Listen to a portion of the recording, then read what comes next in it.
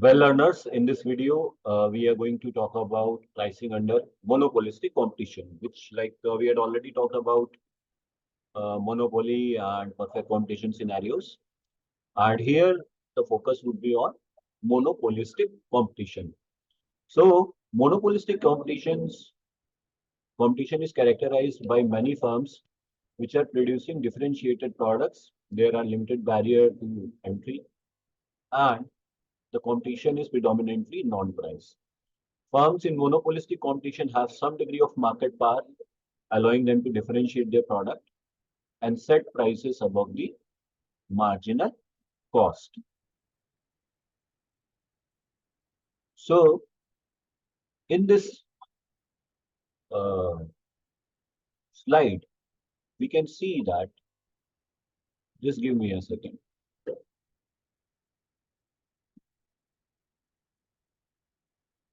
Right here, what are the various characteristics of monopolistic competition? So, the first thing is that the product is differentiated. Product कैसा है इनका? Differentiated है. Differentiated का क्या मतलब? Differentiated का मतलब ये हुआ कि जो प्रोडक्ट इंडस्ट्री में अवेलेबल है उनका यूज सिमिलर है, मगर हर एक प्रोडक्ट अलग प्रकार का अपने आप को क्लेम करता है.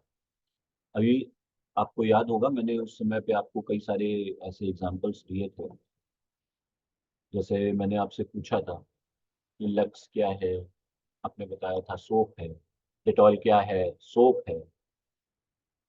तो इस प्रकार के जो एग्जाम्पल्स थे उनके माध्यम से हम लोगों ने ये समझने की कोशिश करी थी. तो देखिए, लक्स क्या है? सोप.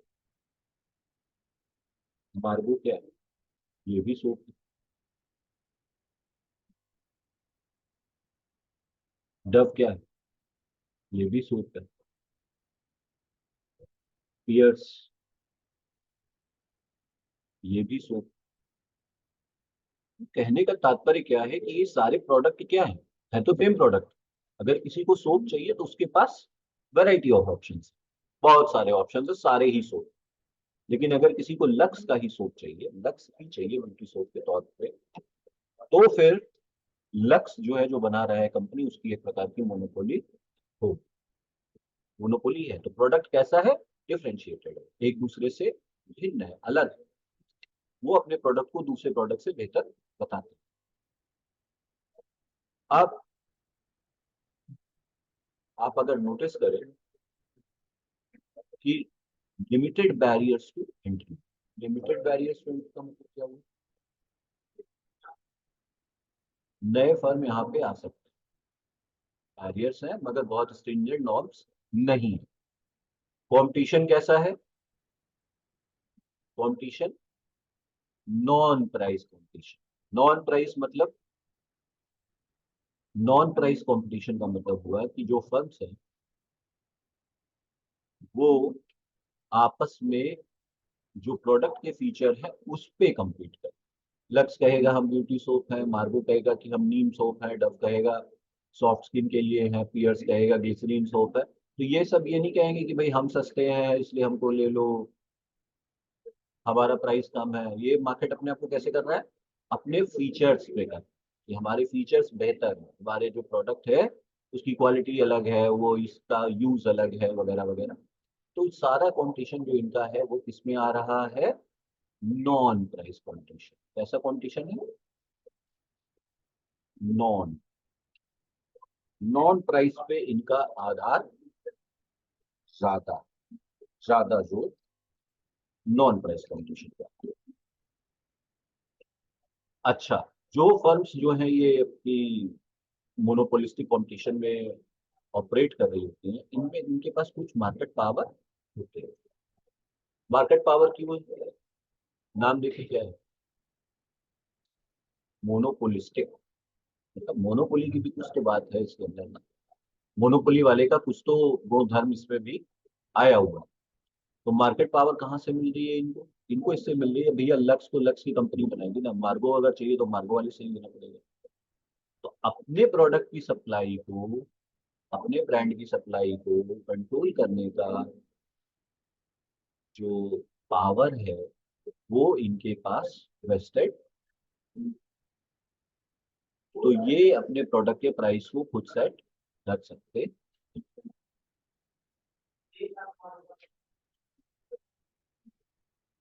यहाँ अगर आप ध्यान दें, एक बार फिर से पढ़ लीजिए। Monopolistic competition is characterised by many firms producing differentiated product. Many firms है, कई सारी फर्म्स है, डिफरेंशिएटेड प्रोडक्ट में डील कर रही है, लिमिटेड बैरियर है एंट्री का, नॉन प्राइस कंपटीशन है, और मार्केट पावर है थोड़ी बहुत, जिससे कि अपने प्रोडक्ट को वो डिफरेंशिएट भी कर सकते हैं और अपने प्राइसेस को मार्जिनल कॉस्ट के ऊपर भी रख सकते हैं। नाउ इनकी प्राइसिंग कैसे होगी? जैसे बताया पहले भी कि firms differentiate their products through branding, quality, design and marketing to create perceived value and justify higher prices. Value कैसी है? परसीव्ड वैल्यू है। वैल्यू एक प्रकार का परसेप्शन है, वैल्यू एक सब्जेक्टिव फिनोमेना है। वैल्यू एक बड़ा मजेदार कॉन्सेप्ट है, और ये क्या है? परसीव्ड मतलब आपको ऐसा प्रतीत होता है, आपको ऐसा लगता है। इन एक्चुअलिटी पता नहीं, हो सकता है किसी दूसरे को उतना ना लगे उस चीज का महत्व। फॉर इंस्टेंस, अगर मैं आपसे पूछूं कि एक क्रिकेट का बैट कितने का आता है, एक नॉर्मल क्रिकेट बैट इंग्लिश में कितने का आएगा, तो आप बताएंगे मुझे कि 7,000 से लगा करके 55,000 तक आ सकता है। लेकिन अगर उसी बैट से सचिन तेंदुलकर ने पहला दोहरा शतक मारा था वनडे का, तो उसकी प्राइस क्या हो? तो उसके प्राइस क्या लगेंगे? उसकी तो बोली लगेगी। क्यों? क्योंकि बहुत लोगों के लिए वो एक वैल्यूएबल कमोडिटी है। एक नॉर्मल चश्मा कितने का आता है? 1,000, 2,000, 3,000। लेकिन अगर वो चश्मा गांधी जी का हो तो फिर वो कलेक्टेबल है, उसकी वैल्यू बहुत बढ़ जाएगी। तो वैल्यू क्या है? एक प्रकार का परसेप्शन। किस चीज का परसेप्शन है? आपने कितना कॉस्ट दी और आपको कितना आउटपुट मिला। अगर आउटपुट ज्यादा है, इनपुट कम है, तो वैल्यू ज्यादा। तो यहाँ पे क्वालिटी से, ब्रांडिंग से, डिजाइन से, ब्रांडिंग, क्वालिटी, मार्केटिंग, डिजाइन, इससे क्या कर रहे हैं? ये क्रिएट कर रहे हैं परसीव्ड वैल्यू, और अपने प्राइसेस को हायर ये रखने को जस्टिफाई करने। नॉन प्राइस कंपटीशन में क्या है? फर्म्स जो है वो क्या कर रही है? नॉन प्राइस कंपटीशन में एंगेज। कैसे? Through advertisement, promotion, product innovation, and इससे ये कस्टमर को अट्रैक्ट करके ब्रांड लॉयल्टी बिल्टअप। फर्म्स जो है वो नॉन प्राइस कंपटीशन में इंगेज है। एडवर्टाइजिंग, एडवर्टाइजिंग क्या होता है? एडवर्टाइजिंग की जो डेफिनेशन है, advertising is paid of non personal promotion, paid form of non personal promotion, advertising.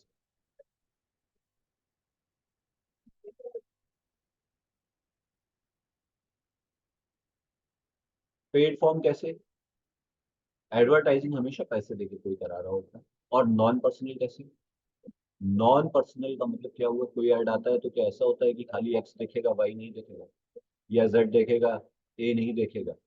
अगर मान लीजिए आपने टीवी पे कोई ऐड चलाया, तो कोई भी देख सकता है, पब्लिक प्लेटफॉर्म। तो नॉन पर्सनल प्रमोशन है। पेपर में ऐड आया, कोई भी देख सकता है, किसी के को भी वो टारगेट कर सकता है।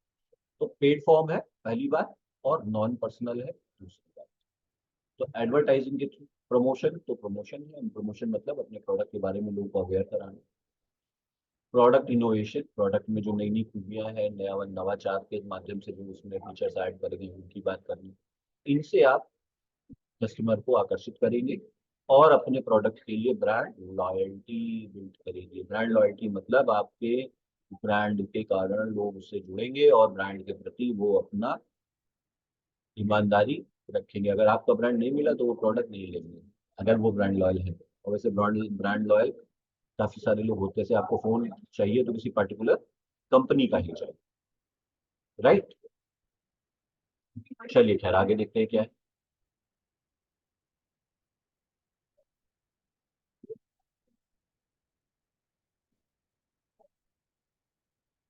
तो जरा इसकी कैरेक्टरिस्टिक्स को एक बार पुनः हम लोग जान लेते हैं, समझ लेते हैं। Existence of a large number of firms, तो मोनोपोलिस की कंपटीशन में क्या होगा? The number of firms producing a product will be large, size में बी स्मॉल। एक इंडिविजुअल फर्म मार्केट प्राइस को इन्फ्लुएंस नहीं कर पाएगी, लेकिन हर फर्म इंडिपेंडेंटली दूसरा क्या कर रहा है उससे विचलित हुए बिना अपने काम को कर सकती है।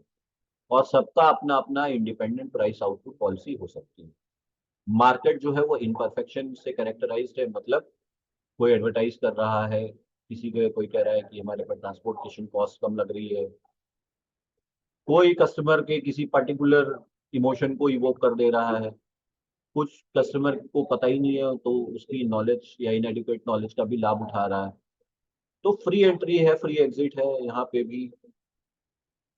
तो परफेक्ट कंपटीशन जैसा नहीं है। परफेक्ट कंपटीशन में क्या था? Product homogeneous. यहाँ पे प्रोडक्ट डिफरेंशिएटेड, बस ये ध्यान रखिए। एलिमेंट ऑफ मोनोपोली भी है और कंपटीशन भी। हर एक फर्म जो है वो कुछ उसके पास मोनोपोली की पावर है। क्यों? क्योंकि अपने प्रोडक्ट को तो वो वही बना रहा है ना। आपको अगर पावर पेट्रोल ही डलाना है तो एचपी से ही लेना पड़ेगा ना। स्पीड डलाना है तो भारत पेट्रोलियम से लेना पड़ेगा। ठीक है। नॉर्मल पेट्रोल डलाना है तो किसी से भी ले लीजिए। बात आ रही समझ में आपको? तो भाई किसी पर्टिकुलर ब्रांड के लिए जाना है तो उसी कंपनी की मोनोपोली उस ब्रांड पे रहेगी। प्रोडक्ट कैसे हैं? सिमिलर हैं परंतु आइडेंटिकल नहीं। अब सारे जो है टूथपेस्ट है, कॉलगेट, क्लोजअप, दंत कांति, मगर सबके फीचर्स कैसे हैं? अलग अलग। कॉलगेट स्ट्रॉन्ग टीथ की बात करता है, दंत कांति नेचुरल की बात करता है, क्लोजअप फ्रेशनेस की बात करता है। तो इस प्रकार से क्या है, अगर आपको मंजन चाहिए तो 50 है, लेकिन अगर आपको क्लोजअप चाहिए तो वो एक कंपनी बना रही है, आपको उसी से लेना। कंपटीशन नॉन प्राइस से इस पे काफी बात हम लोग कर चुके हैं। Definite preference of the consumers. तो प्रोडक्ट के जो फीचर्स है उसके कारण जो है ब्रांड लॉयल्टी रहेगी। प्रोडक्ट डिफरेंशिएशन ही इसकी विशेषता है। आप देख लेते हैं जरा कि ये कहाँ से आ गए। तो real product difference, real product difference क्या है कि वाकई में जो है फर्क है। दो कंपनीज के प्रोडक्ट में वाकई में फर्क है। कब हो सकता है रियल प्रोडक्ट डिफरेंस? जब मटेरियल में फर्क हो। हायर क्वालिटी का मटेरियल है, उसकी ड्यूरेबिलिटी ज्यादा है, उसकी स्ट्रेंथ ज्यादा है। कई बार वर्कमैनशिप बहुत एक्स्ट्रा ऑर्डिनरी है, जैसे हायर कॉस्ट का मटेरियल यूज हुआ है, बेहतर colour, design, size, shape, style, fragrance, इनका इस्तेमाल किया गया है जो डिफरेंट है। When personal care is taken to produce it. Real product difference तब भी है जब उसको पर्सनली बनाया जाए। जैसे हैंडमेड चीजें जो होती हैं, तो पर्सनली किसी के लिए टेलर्ड बनाया गया तो वो भी डिफरेंस क्रिएट करेंगे। ये real difference. Imaginary product difference ये क्या है? ये वो है जिसका कंपनीज लाभ उठाती हैं। आप जब एमबीए बीबीए करेंगे तो आप भी इन चीजों का लाभ उठाएंगे और थोड़ा सा कंपनियों की जो मार्केटिंग स्ट्रैटेजीज है उनको समझने में सक्षम हो, which will also be able to understand and act accordingly. Now let's talk about these imaginary product differences. Producers usually adopt different methods to differentiate their products from that of other close substitutes in the following manner. So, proper location. Location जो है sales depot की वो prestigious जगह पे है, commercial centre पे, availability सही है। तो एक ये डिफरेंस आप इमेजिनरी क्रिएट कर रहे हैं। लोकेशन का बड़ा एडवांटेज होता है। कन्वीनियंस जितनी ज़्यादा होगी, जितना ज़्यादा कस्टमर को आप आराम देंगे, उतना बेहतर आपके सेल्स बढ़ने का चांसेस रहेंगे। तो एक डिफरेंस आप ये क्रिएट कर सकते हैं। Selling goods under different trade marks, patenting rights, different brands and packing them in अच्छी पैकिंग और प्रॉपर ब्रांडिंग, ये इमेजिनरी प्रोडक्ट डिफरेंस है। Convenience, working hours to customer, customer को अवेलेबिलिटी 24 आवर्स दीजिए, होम डिलीवरी बिना कॉस्ट के दीजिए, courteous treatment, quick and prompt delivery. अब देखिए ये पिज्जा डिलीवरी वगैरह नहीं, 20 मिनट्स नहीं तो, या जो आपके ये एप्स होते हैं जिसमें आप व्हीकल बुक करते हैं, ओला उबर या रैपिडो, तो ये सब आपको बोलते हैं कि हम आपको प्रॉपर टाइमली डिलीवरी देंगे। Developing cordial personal and friendly relation with them, आपका स्टाफ इतना कॉर्डियल है, अच्छा फ्रेंडली तरीके से बिहेव करता है, तो आपका जो कस्टमर बेस है वो भी लार्ज होगा।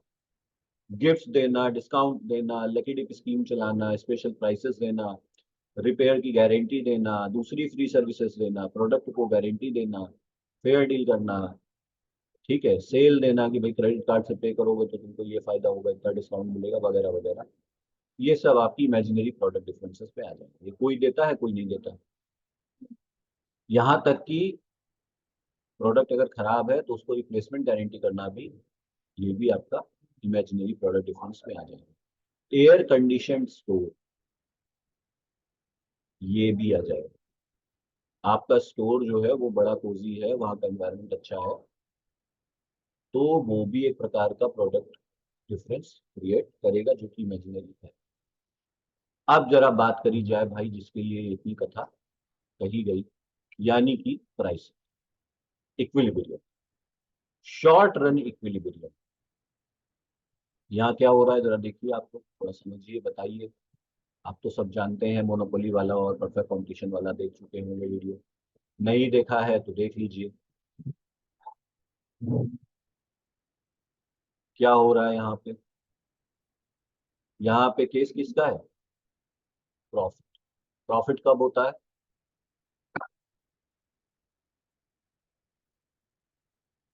प्रॉफिट कब होगा भाई? प्रॉफिट होगा जब ही कॉस्ट क्या होगी, इज लेस देन रेवेन्यू। कौन सी कॉस्ट? Average cost obviously. अब जरा देखिए यहाँ क्या हो रहा है। यहाँ पे भी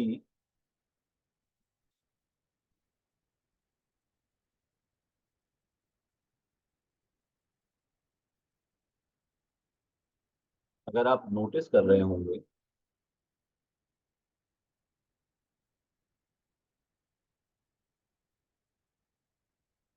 कुछ इस प्रकार का ग्राफ है हमेशा, क्यू अपना नीचे है यानी क्वांटिटी, प्राइस वाई एक्सिस पे है। अब ये जो लाइन जा रही है ये क्या है? Average, right. एवरेज रेवेन्यू से हमेशा नीचे रहेगा रेवेन्यू। मार्जिनल रेवेन्यू बन गया। अब एवरेज कॉस्ट, और एवरेज कॉस्ट से नीचे हमेशा मार्जिनल। ये रही आपकी मार्जिनल कॉस्ट, ये रहा आपका कॉस्ट। अब भैया जहां मार्जिनल कॉस्ट और मार्जिनल रेवेन्यू एक दूसरे को इंटरसेक्ट कर रहे हैं, अर्थात यहाँ पे, यहाँ से आपने एक लाइन बनाई परपेंडिकुलर और ऊपर बढ़ाई।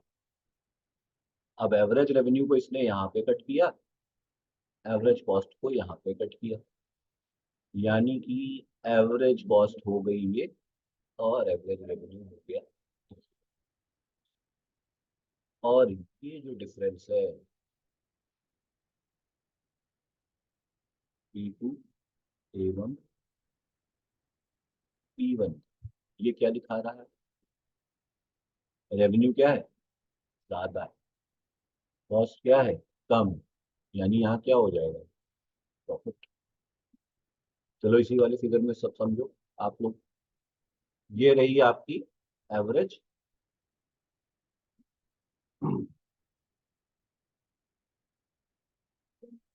ये रहा आपका एवरेज रेवेन्यू। ये रहा आपका मार्जिनल रेवेन्यू।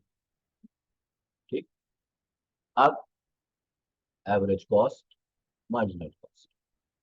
जहां पे मार्जिनल कॉस्ट ने मार्जिनल रेवेन्यू को इंटरसेक्ट करा, यानी कि यहां तक, ये हो गया इक्विलिब्रियम। इक्विलिब्रियम पे प्रोडक्शन हुआ, तो इक्विलिब्रियम पे कॉस्ट क्या आई भाई? कॉस्ट कॉस्ट, ये रहा रेड लाइन, E2 आ गई कॉस्ट।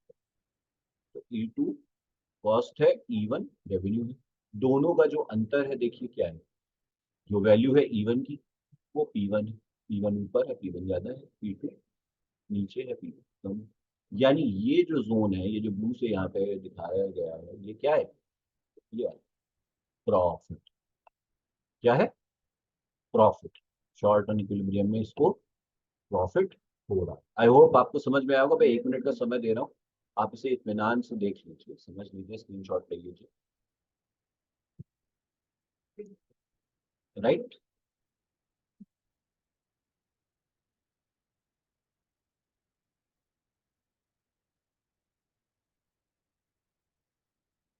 चलिए आगे बढ़ते।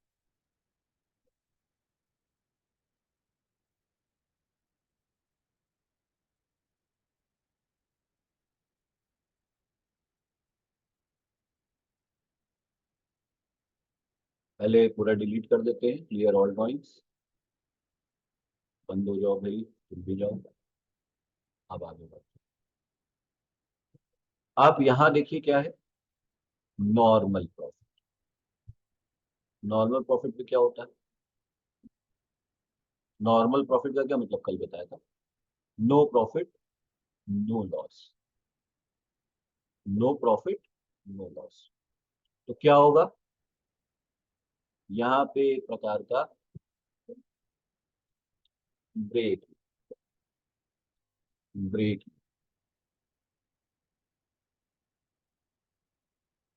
नॉर्मल। नॉर्मल का मतलब कंपनी कॉस्ट कवर कर पा रहे हैं। तो कॉस्ट कवर कर पा रहे हैं, तो इसका क्या मतलब हो जाएगा? ACG जो है वो AR के बराबर। जितना रेवेन्यू है उतनी ही कॉस्ट। अब यहां देख लीजिए, यही तो हो रहा है। थोड़ा सा इधर नजर इनायत कीजिए। पहले आपने एवरेज रेवेन्यू कर बनाया, ये रेड लाइन, रेड नहीं ब्राउन टाइप की red line, maroon line. Then this green line marginal revenue, it will be below the average revenue. Then average cost, and then marginal cost. Now you see that at point E1, point E is the equilibrium where MC is intersecting MR. So here we will be producing the output Q. Now, at this point of equilibrium, the cost and revenue are same. Average cost and average revenue are same. So we have a break even, have a normal profit. We are talking about the short. Short run में normal profit हो रहा है। Normal profit मानिए कोई फायदा नहीं, कोई नुकसान भी नहीं। और ये देखिए, एक ही पॉइंट पे दोनों मिल रहे हैं। 2 मिनट ले लीजिए, समझ लीजिए इसको अच्छे से, फिर मैं आगे बढ़ता हूँ।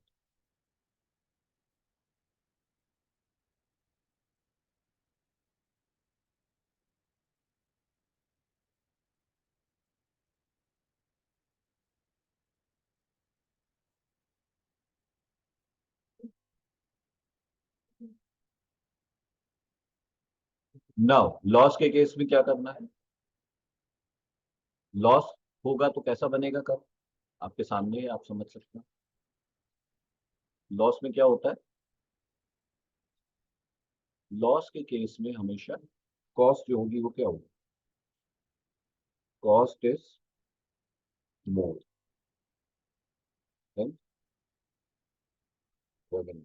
Average cost is more than average revenue. Now look at the figure. You can pretty easily understand what is going on here.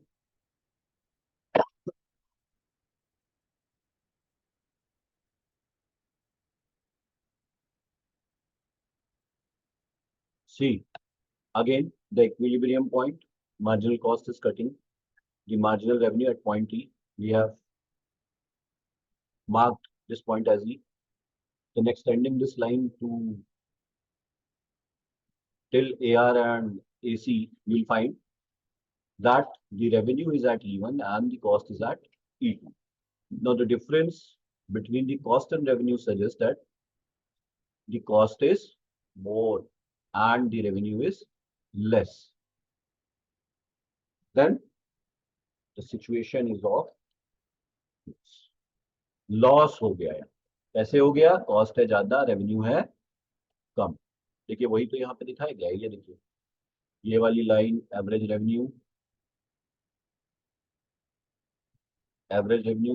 फिर मार्जिनल रेवेन्यू, एवरेज कॉस्ट और मार्जिनल कॉस्ट। इस पॉइंट पे जहां पे मार्जिनल रेवेन्यू ने marginal cost को cut किया, यहाँ पे आपने प्रोडक्शन किया क्यू। अब इस पर्टिकुलर पॉइंट पे जो लाइन आ रही है ऊपर, आप देखिए एवरेज रेवेन्यू कितना हो गया E1, एवरेज कॉस्ट कितनी आ गई E2। तो कॉस्ट क्या हो गई, अधिक हो गई। देखिए P2 ज्यादा है, E1 की वैल्यू कम हो गई। तो this is how we can see that there is a loss in this situation at in short run for monopolistic competition also.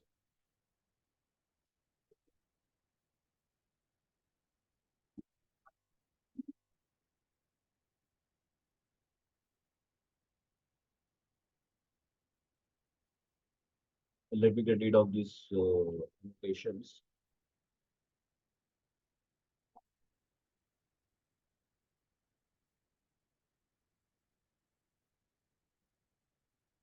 See, this technology is for helping us, but many a times what happens is that, anyways, now let's talk about the long run equilibrium. Long run में क्या होने वाला है भाई, long run में normal profit आपको मिलने वाला है। नॉर्मल प्रॉफिट के केस में क्या हो रहा है, नॉर्मल प्रॉफिट माने ब्रेक इवन रहेगा, कॉस्ट बढ़ेगी लेकिन रेवेन्यू उसके तक पहुंच जाएगा। देखिए आपके सामने है। अब आप आई होप एक चीज जानने के हकदार है, तो वो ये है कि चाहे वो ये परफेक्ट कॉम्पिटिशन हो, मोनोपोली हो या मोनोपोलिस्टिक कॉम्पिटिशन, आपको कुछ नहीं, सिंपल दो तीन स्टेप्स करना। पहला स्टेप ये करना है कि आपको एवरेज रेवेन्यू कर्व बना लेना है। पहला एवरेज रेवेन्यू, पहला काम AR ड्रॉ करो, ठीक है। परफेक्ट कॉम्पिटिशन में AR हमेशा पैरेलल रहेगा एक्स एक्सिस के, बाकियों के में डाउनवर्ड स्लोपिंग रहेगा, ठीक है। मोनोपोलिस्टिक और मोनोपोली। फिर AR बन गया जी, फर्स्ट स्टेप। सेकंड में बनाओ भैया MR। MR कहाँ बनता है, MR बनेगा हमेशा अगर मोनोपोली है और मोनोपोलिस्टिक कंपटीशन है तो ये AR से बिलो बनेगा, AR के नीचे बनेगा। और अगर ये आपका परफेक्ट कंपटीशन है तो उस केस में वो क्या होगा, AR और MR इक्वल होंगे, parallel to x axis, right. फिर आप बनाओ average cost curve and then average sorry marginal cost curve. Marginal cost curve हमेशा आप देखेंगे, ये मार्जिनल कॉस्ट कर्व हमेशा एवरेज कॉस्ट को कहीं इधर इस प्रकार से काट रहा होता है। अब ये देखने वाली चीज है कि प्रोडक्शन कहाँ पे होगा, प्रोडक्शन होगा हमेशा, इक्विलिब्रियम कहाँ होगा,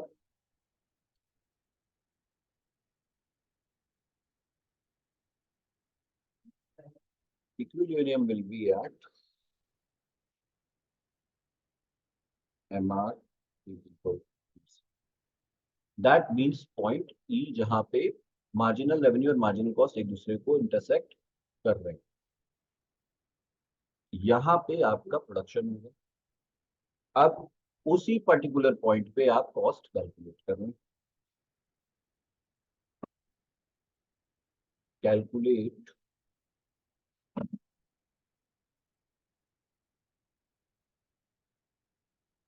AC and AR.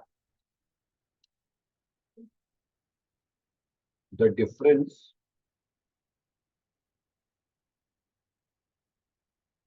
will give loss, normal profit,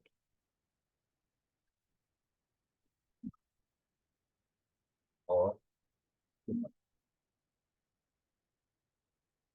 super normal profit.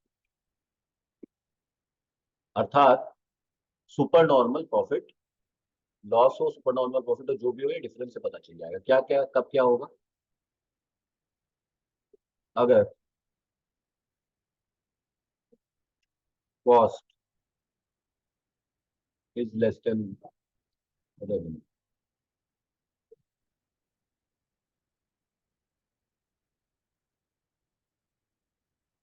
तो क्या है, कॉस्ट कम है, सुपर नॉर्मल प्रॉफिट।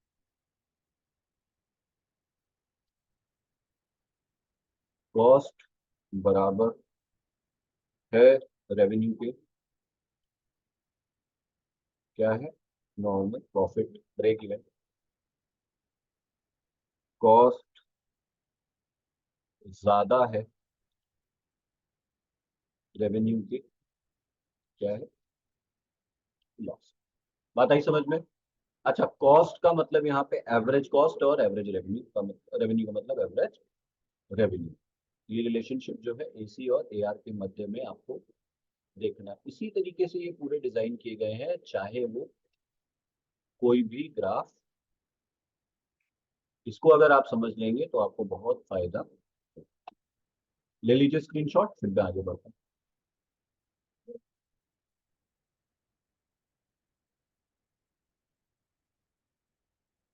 नहीं ले पाए हो तो बैक करके पॉज करके भी ले सकते हैं वीडियो।